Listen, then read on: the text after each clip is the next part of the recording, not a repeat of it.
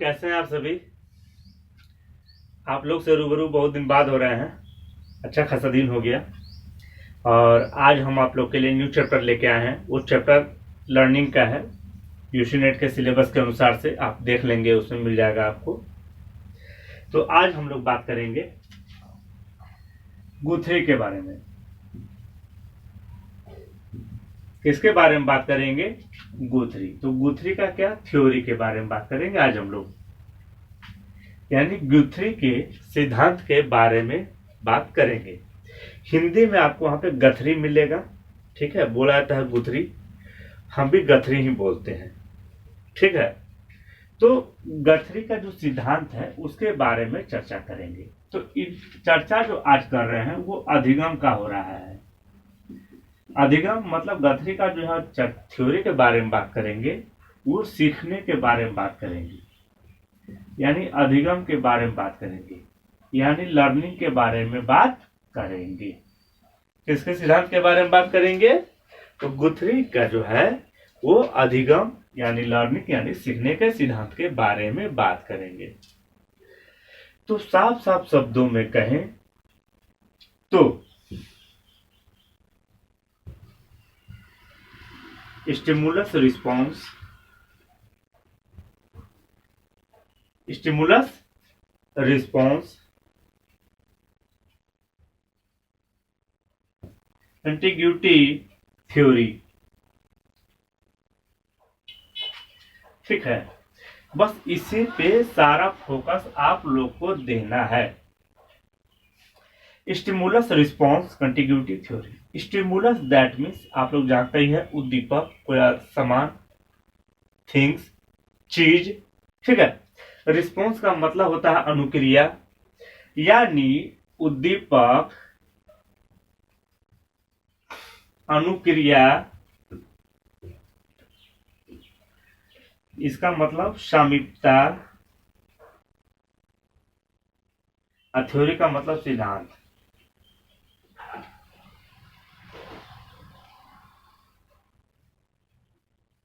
ठीक है। किसके बारे में चर्चा कर रहे हैं हम लोग? यानी हम लोग चर्चा कर रहे हैं उद्दीपक, अनुक्रिया, सामीप्यता सिद्धांत के बारे में चर्चा कर रहे हैं। और यह सिद्धांत किसने दिया? तो गुथरी का यह सिद्धांत है। यानी सामीप्यता के बारे में किसने बताया? तो गुथरी ने बताया। यानी कंटिग्यूटी के बारे में किसने बताया? तो गुथरी ने बताया है। तो सामीप्यता के बारे में जो सिद्धांत दिया है उसने, गुथरी ने, तो इसका क्या क्या कॉन्सेप्ट है, किन किन कॉन्सेप्ट को उसने सामीप्यता के अंतर्गत रखा है और कब कब रखा है। तो सबसे पहले आप लोग इसको समझिए कि 1952 में, कब? 1952 सामीप्यता को पहले समझिए, इसके बाद हम लोग जाएंगे उसका कॉन्सेप्ट में, संप्रत्यय पे।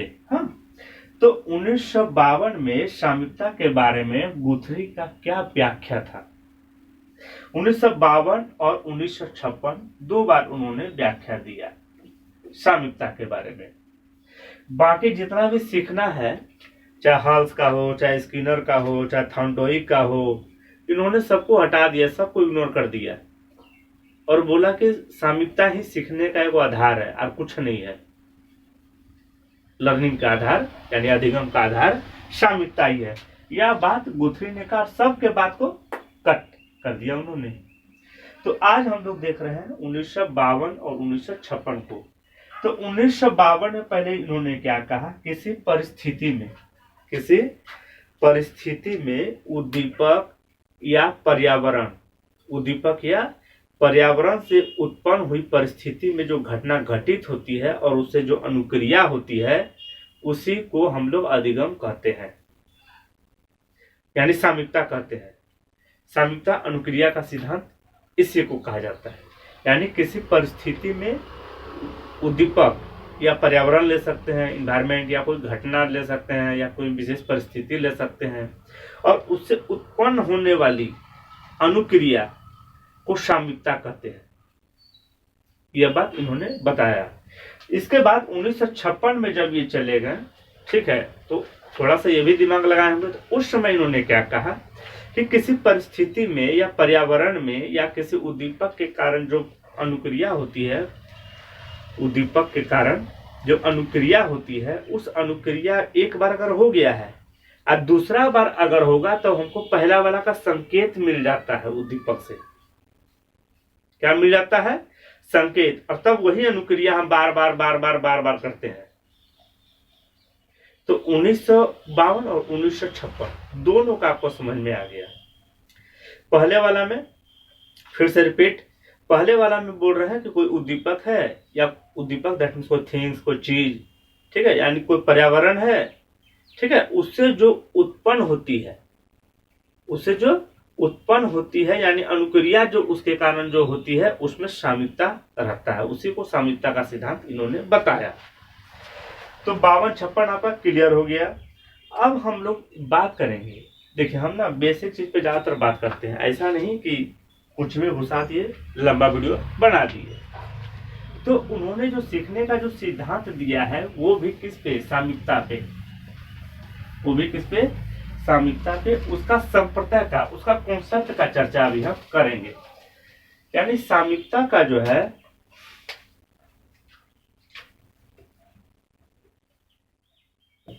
यानी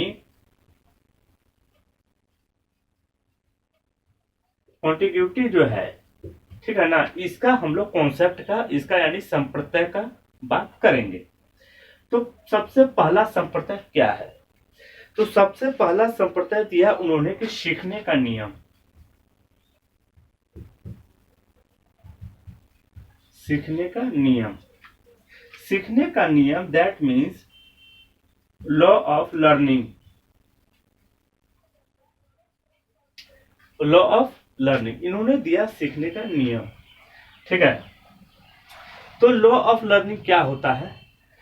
सीखने का नियम, तो एक बात बता देते हैं आपको, सीखने का नियम जो दिया, एक नियम,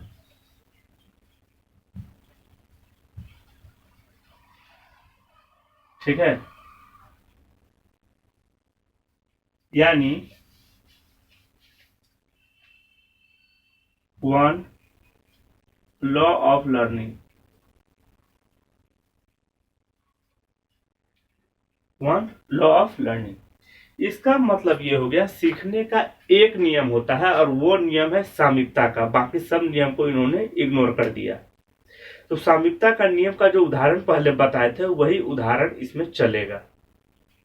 यानी सीखने का सिर्फ एक ही नियम है, दूसरा कोई नियम नहीं है। सामीप्यता के आधार पे ही जो सीखा जाता, कुछ भी अगर हम लोग सीखते हैं तो सामीप्यता के आधार पे सीखते हैं। जैसे अगर हम लोग कोई चीज क्या करते हैं, किसी उद्दीपक के कारण, और कोई उद्दीपक है और कोई परिस्थिति है, इस दोनों के बीच में सामीप्यता के कारण यानी किसी विशेष परिस्थिति के कारण हम क्या करते हैं? सीखते हैं। क्या करते हैं? सीखते हैं। तो उसका जो होता है, अब यहां देखिए, और वो भी जो सीखते हैं इसके बारे में और बताएंगे अभी। वो भी जो सीखते हैं वो सेकंड नंबर में आता है एक प्रयासीय सीखना। एक प्रयासीय सीखना यानी वन ट्रायल ऑफ लर्निंग या लर्निंग, ठीक है। तो एक प्रयासीय सीखना, वन ट्रायल ऑफ लर्निंग या लर्निंग, ठीक है। तो एक प्रयासीय सीखना का मतलब ये होता है कि जब भी हम कुछ सीखते हैं तो एक ही प्रयास में सीख जाते हैं, इसको बार बार प्रयास करने की आवश्यकता नहीं है। यहाँ आप सीखने का बात कर रहे हैं, अभी आगे हम कार्य का बात करेंगे तो बोलिए कि सर उस समय आप बोल रहे थे कि एक ही प्रयास में, यहाँ बोल रहे हैं बार बार। जब कार्य के बारे में चर्चा करेंगे तो बार बार करना पड़ता है, लेकिन यहाँ हम प्रयास के बारे में करते हैं, सीखने के बारे में। तो सीख व्यक्ति एक ही बार में जाता है, उसको प्रयास करके उसको और स्ट्रांग बनाता है, वो अलग मैटर हो गया, ठीक है। तो यहाँ पे बात कर रहे हैं कि एक प्रयासीय सीखने के बारे में यानी वन ट्रायल लर्निंग के बारे में। व्यक्ति जो सीखता है वो एक ही प्रयास में सीख जाता है। समझ में आ रहा होगा आप लोग को। इसके बाद थर्ड नंबर में आता है नवीनता का नियम।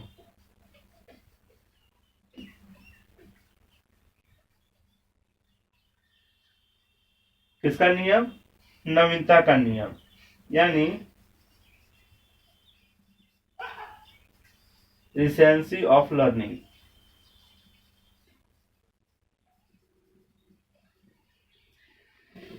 Recency of learning. तो नवीनता का नियम क्या होता है? किसका नियम? नवीनता का नियम। तो नवीनता का नियम यह होता है कि जब कोई व्यक्ति जब सीखता है, क्या करता है? जब कोई व्यक्ति सीख गया,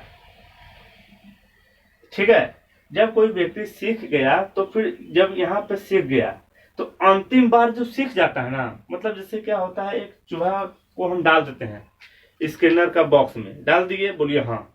स्किनर का बॉक्स में डालने के बाद वो क्या करता है? अंतिम प्रयास करता है।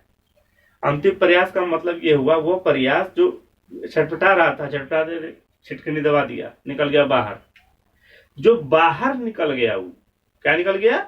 जो बाहर निकल गया तो उसका अंतिम प्रयास था। तो वो जान गया कि हम ऐसे किए थे तो हम बाहर निकल गए। तो उस अंतिम प्रयास को सीखने को ही नवीनता का नियम कहा जाता है। और कहा किसके द्वारा गया? तो गुथरी के द्वारा। तो एक प्रयासीय सीखना किसके बारे में दिया गया? गुथरी के द्वारा। सीखने का नियम किसके द्वारा दिया गया? गुथरी के द्वारा।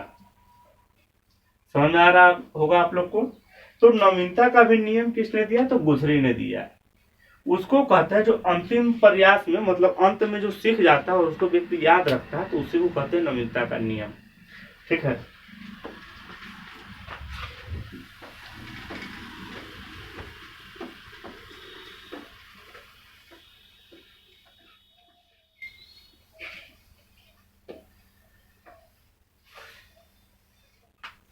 अब देखिए, नवीनता का नियम तो आप लोग देख लिए। नवीनता के नियम के बाद आप लोग को पता चलेगा कि चौथा नंबर में क्या है।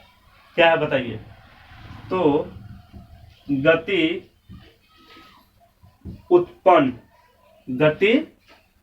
उत्पन्न नियम। यहां पे नियम नहीं, उद्दीपक दे दीजिए। गति उत्पन्न उद्दीपक, ठीक है। That means movement produce stimulus.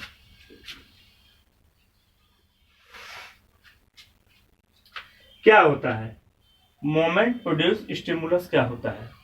यह क्या होता है? गति उत्पन्न उद्दीपक। समझिएगा आप लोग। इसका भी जो बताया, इसके बारे में जो बताया वो गुथरी ने ही बताया था। तो गुथरी ने इसके बारे में क्या बताया था? गुथरी ने इसके बारे में बताया कि जो जैसे आप लोग ना मसल्स को ले लीजिए। मसल्स हो गया, जो ज्वाइंट हो गया, यानी जो संधि होते हैं, जो ज्वाइंट वगैरह होते हैं हम लोग का, ठीक है ना। तो ये सब क्या होते हैं? ये सब क्या होते हैं? जो ज्वाइंट वगैरह एरिया होता है वो क्या होते हैं? जब कोई उद्दीपक हमें मिलता है तो ये रिसेप्ट कर लेते हैं और क्या हो जाता है? उत्तेजित हो जाते हैं। यानी कोई बाहरी उद्दीपक कुछ हम लोग को प्राप्त होता है तो इससे क्या हो जाता है? ये उद्दीप्त हो जाते हैं। और उद्दीप्त होने के बाद क्या हो जाता है? उद्दीप्त होने के बाद ये क्या हो जाता है? तो ये प्रतिक्रिया करते हैं, यानी अनुक्रिया करते हैं, यानी रिस्पॉन्स करते हैं। क्या करते हैं? ये रिस्पॉन्स, ठीक है। तो गति उत्पन्न जो होता है, ठीक है, यानी मोमेंट जो होता है, देखिए अब समझिएगा बात को। ये जो गति है और ये उत्पन्न है और ये जो उद्दीपक है, तो ये कब होता है? अभी जैसे हमको उधर से, हमें आपको देख रहे हैं, उधर से आवाज दिया, हम फट से मुड़ी घुमा दिए, उधर सर घुमा दिए। तो सर घुमा दिए, इसका मतलब क्या हो गया? इसका मतलब ये हो गया कि हमारा जो ज्वाइंट एरिया है और हमारा जो मसल्स है, हमारा जो टेंडम है, यानी कांड्रा इसको बोलते हैं लोग, टेंडम, तो वो क्या करता है? उद्दीप्त हो जाता है, उत्तेजित हो जाता है। उत्तेजित होने के बाद हम इधर सर घुमा दिए तो उसी को कहा जाता है गति उत्पन्न उद्दीपक। यानी कोई बाहरी उद्दीपक द्वारा जब उत्पन्न होता है गति तो उसी को कहा जाता है गति उत्पन्न उद्दीपक। और यह गुथरी के द्वारा बताया गया। यह साम्यता के सिद्धांत के अंतर्गत आता है। यह साम्यता के सिद्धांत के अंतर्गत आता है ये। तो इसमें एक समस्या पैदा हो गया था गति उत्पन्न उद्दीपक में।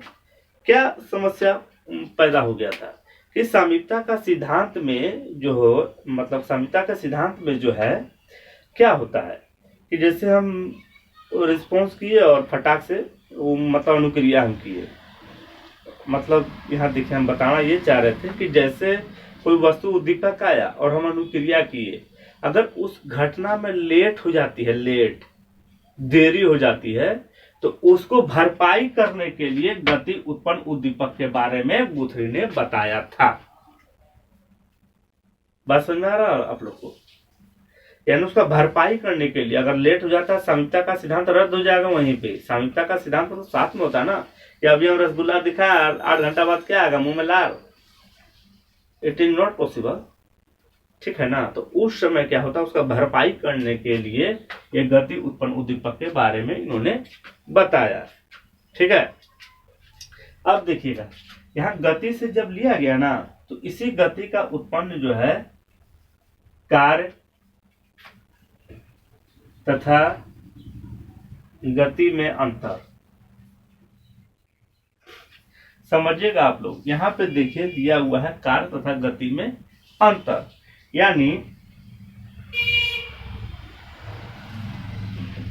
डिस्टिंक्शन बिटवीन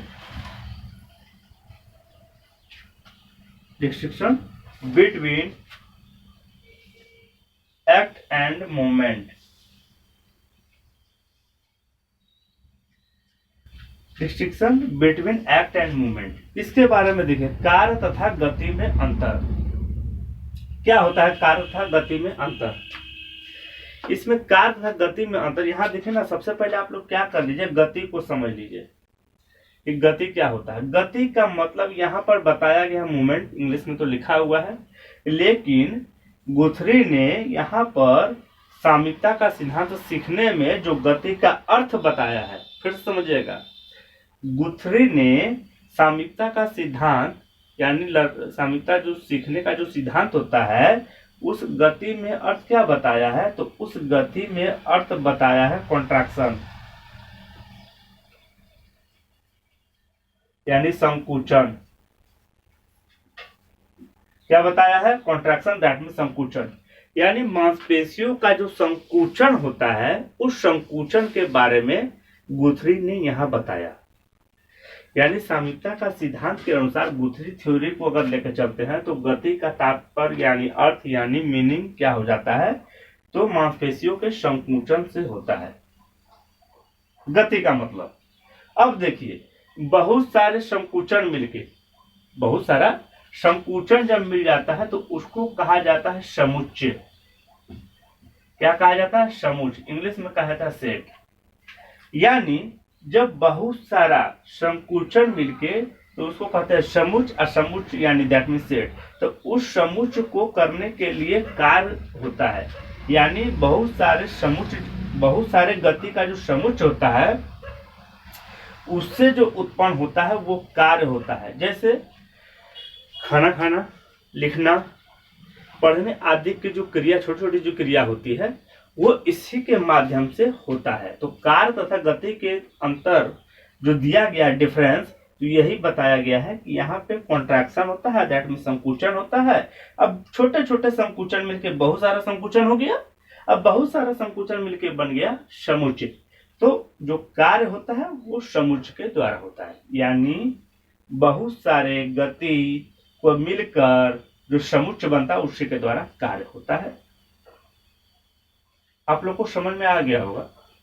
और एक ही वीडियो में सारा देने का तो हम दे देंगे, लेकिन दिक्कत हो जाएगा कि वीडियो लेंदी हो जाएगा। और आप लोग हम देखते हैं वीडियो में, आप लोग को लेंदी बनने मतलब नहीं बर्दाश्त कर पाते, आप लोग ज्यादा लेंदी वीडियो आप लोग देखिए नहीं पाते हैं, देखते हैं।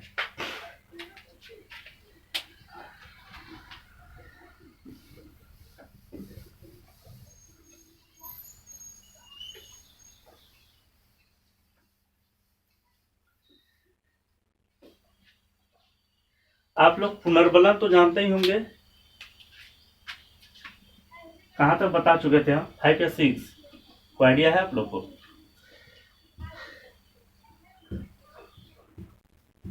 पुनर्बलन का सिद्धांत यानी theory of reinforcement, theory of reinforcement. तो पुनर्बलन का सिद्धांत तो आप सबका पढ़े होंगे, लेकिन गुथरी ने क्या किया, जितने भी पुनर्बलन का जो सिद्धांत दिए थे सबके पुनर्बलन को सिद्धांत को इन्होंने रद्द कर दिया, सबका पुनर्बलन को सिद्धांत को इन्होंने रद्द कर दिया। तो इसका मतलब रद्द नहीं हो गया है, इन्होंने रद्द किया और अपना स्टेटमेंट दिया। तो इनका जो स्टेटमेंट होता है वो हम लोग देखेंगे। तो इनका स्टेटमेंट क्या था कि अगर कोई उद्दीपक उपस्थित होता है उसके बाद हम लोग क्या करते हैं, अनुक्रिया करते हैं। क्या करते हैं? अनुक्रिया करते हैं, दैट मीन रिस्पॉन्स करते हैं। रिस्पॉन्स करने के बाद हम लोग क्या करते हैं, हम लोग को रिइंफोर्समेंट दिया जाता है। इसका मतलब अगर एक चूहे का बॉक्स है, चूहे का बॉक्स में उबड़ खबर किया, अनुक्रिया किया, बोलिए हाँ। अनुक्रिया करने के बाद बाहर निकला, गेट खोल के उसको मिल गया कुछ खाने के लिए, मिल गया उसी का सामान कुछ मिल गया खाने के लिए। यानी एक स्किनर का बॉक्स है, चूहा इसके अंदर है। ये एग्जांपल बता रहे हैं इन्होंने क्या सिद्धांत दिया बाय फिगर। तो एक चूहे का बॉक्स है, उसके अंदर चूहा है, चूहा उबड़ खाबड़ किया, गेट ओपन हो गया, चूहा बाहर निकला, खाने को मिल गया। तो यहां पर क्या बता रहे हैं गुथरी यह बता रहे हैं कि ये जो रिइंफोर्समेंट दिया गया उसको, जो पुनर्बलन दिया गया उसको, इस पुनर्बलन के कारण व्यक्ति इसमें क्या करता है, कुछ सही काम करता है, कुछ गलत काम करता है। गलत मतलब अनुक्रिया करता है, ठीक है। क्या करता है? अनुक्रिया। तो जो सही अनुक्रिया होता है वो व्यक्ति सीख जाता है, और जो गलत अनुक्रिया करता है उसको व्यक्ति भूल जाता है, फॉरगेटिंग अवस्था में चला जाता है, उसको व्यक्ति नहीं सीखता है। जो सही काम होता है उसको व्यक्ति सीख जाता है, और जो गलत काम होता है व्यक्ति उसको नहीं सीखता है। अनाधिगम इसको कहा जाता है, अनाधिगम, ठीक है। यानी इसको कहा जाता है अनलर्निंग।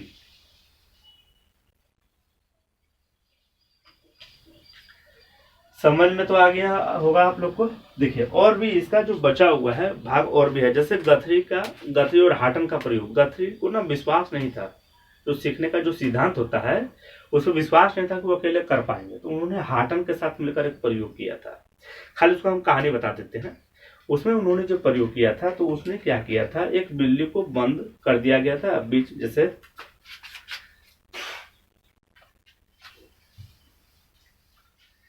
इसका जो सेकंड पार्ट होगा हम बना देंगे।